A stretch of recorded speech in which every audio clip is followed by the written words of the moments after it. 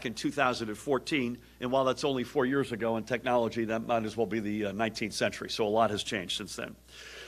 And finally, last announcement today, New Jersey is going to join the Governor's Partnership for K through 12 to reignite the innovation economy will resonate far into the future.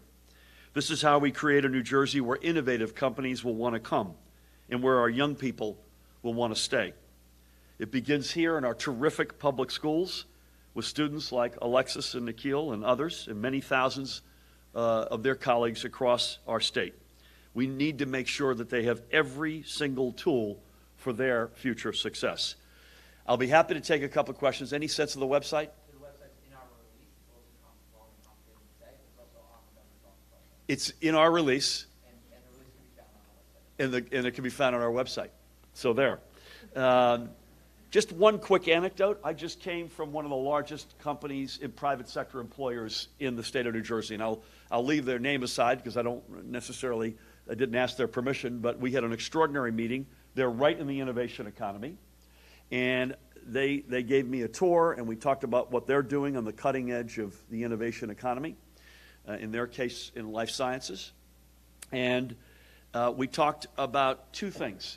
We talked about this a plan that we announced on Monday, which is an evergreen venture capital fund, so that startup companies will choose to start up in New Jersey and not somewhere else. And I said I was coming to Steinert to talk about computer science for all. And Steinert they're not that far from here, so they know you. And they were, for all the other things we talked about, including a lot of things that are much more in the here and now, they were completely laser focused on startup companies. So that's getting started by folks maybe 4 or 5 years older than you all are, and someday you will be. And by the notion that I was coming here to talk about the beginning of a process, computer science for all.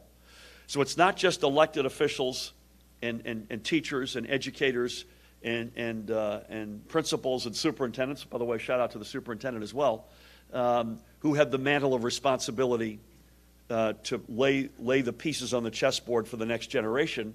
But it's really good to know that folks in the private sector who make the money, who hire you folks in the future, see it the exact same way. And I'm also happy to say that institutions of higher education are